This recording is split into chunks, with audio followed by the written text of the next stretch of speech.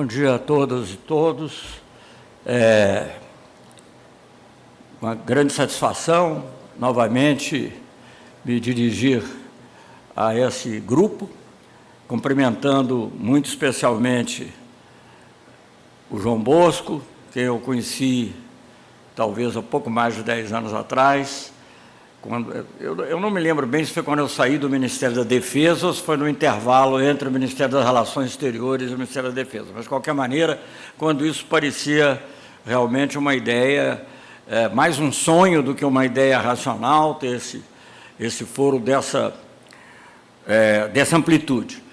Eu digo isso porque, naquela época, já depois de ter servido ao governos, principalmente ao governo do presidente Lula, nos 8 anos de 2003 a 2010, o esforço que muitas vezes nós tínhamos que fazer para engajar os empresários, engajar outros setores da comunidade, da sociedade.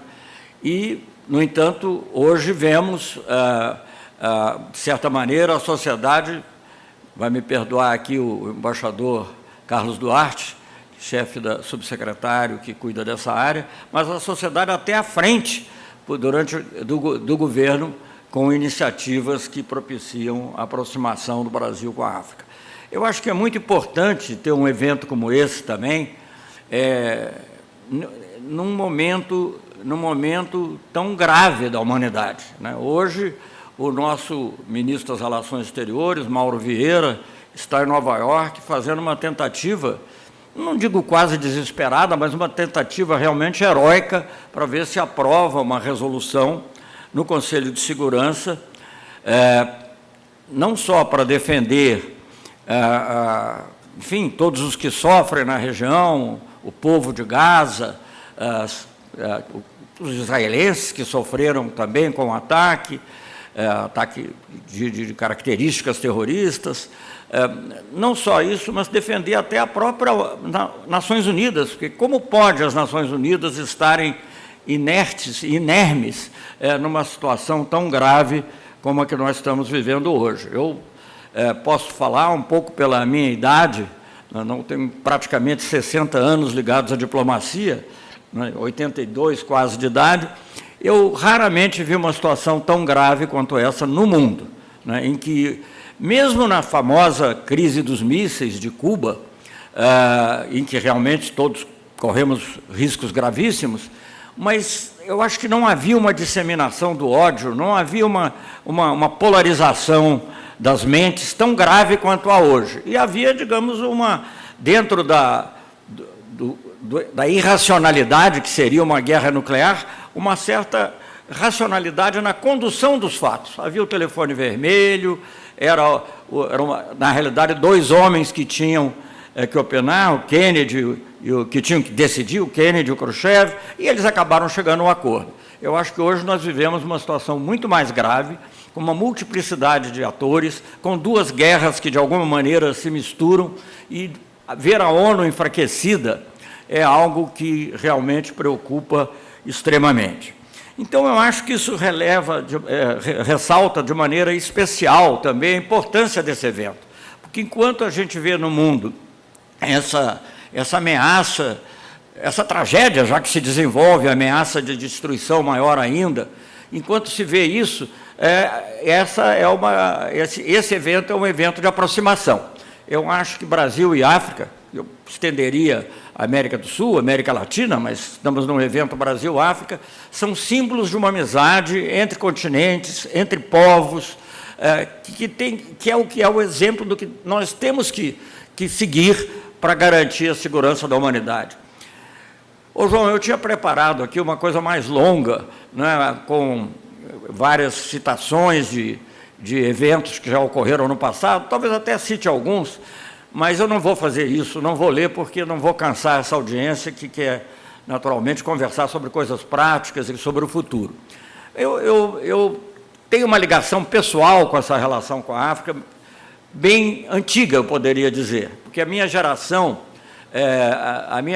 se formou na política, vendo também a queda do colonialismo europeu na África, figuras heróicas do meu tempo incluíam, sei lá, o Nkrumah, de Gana, vários outros líderes, naquele Lumumba, enfim, vários outros líderes que significavam a esperança de algo novo que a África trazia para a humanidade, né? Uma sensação de que nós somos uma humanidade única e que temos que afirmar essa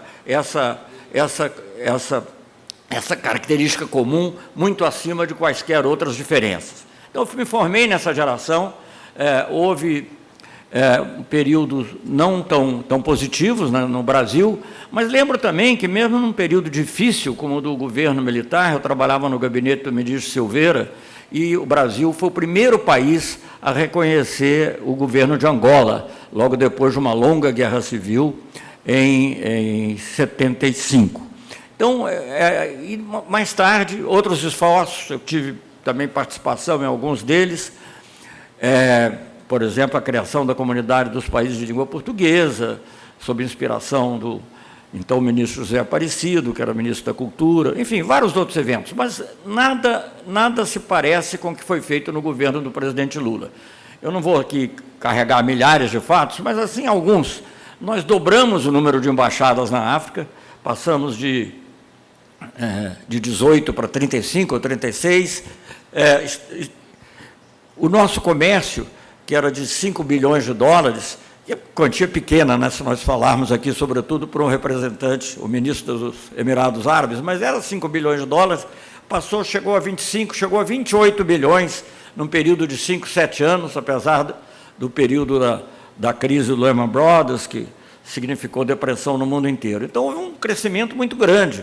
O Brasil fez 450, 480, sei lá, um número assim aproximado, de projetos de cooperação técnica na África. Eu poderia, assim, só para dar uma ideia, inclusive, quem sabe, inspirar a possibilidade de acordos trilaterais envolvendo países como os Emirados Árabes, que têm muito interesse também na cooperação com países em desenvolvimento. Eu poderia mencionar, assim, uma fábrica que era para ser de antirretrovirais em Moçambique, acabou não sendo, mas bem ou mal é uma indústria farmacêutica num país africano. Tivemos também a Embrapa, empresa brasileira de pesquisa agropecuária, ajudando a plantação de algodão e novas formas de algodão nos países da África Ocidental. Eu mesmo participei da coleta de algodão no Mali, para poder, inclusive, vencer a guerra de subsídios com países desenvolvidos. Enfim, são muitos episódios que nós poderíamos... Eu citei a Fiocruz, indiretamente a Fiocruz, pela saúde, e a Embrapa, mas havia muitas outras coisas, universidades, muitos projetos foram realizados. Não é um número pequeno para um país como o Brasil ter tido 470, 480 projetos de cooperação técnica. Infelizmente, depois dos governos Lula e Dilma, houve uma queda, em função dos fatos que ocorreram no Brasil, também sintoma de uma radicalização, mas agora temos novamente essa esperança. O presidente Lula já fez a sua primeira visita à África, África do Sul e São Tomé e Príncipe, eventos multilaterais, mas especialmente Angola, que simbolicamente, novamente, quer dizer, Angola, que foi um símbolo da retomada da política com a África nos anos 70, de certa maneira, volta a ser também um símbolo dessa atenção prioritária agora. E eu ouso dizer, estando aqui falando, não em nome dele exatamente, mas acho que inspirado pelo seu pensamento, eu diria que o ano que vem, em grande medida, será o ano da África na política externa brasileira. Esse ano foi necessário que o Brasil se reinserisse no mundo. Então, o presidente Lula esteve muito presente em eventos internacionais, de várias natureza, também reconstituindo um pouco aqui a integração da América do Sul, a presença da América Latina, e essa visita simbólica a Angola. Mas eu tenho certeza que o ano que vem haverá uma atenção redobrada. É essa a mensagem que eu trago do presidente Lula em relação à África. Eu só queria fazer uma reflexão, eu acho que com isso eu mais ou menos termino essas palavras. é que nós temos que ter hoje... bom, eu primeiro me alegro muito em ter visto aí o nome da Latam entre os patrocinadores do evento, porque se eu fosse singularizar um problema nas nossas relações com o continente africano, eu diria que é a falta de comunicação por transporte, seja aeroviário, seja marítimo, mas principalmente o aeroviário.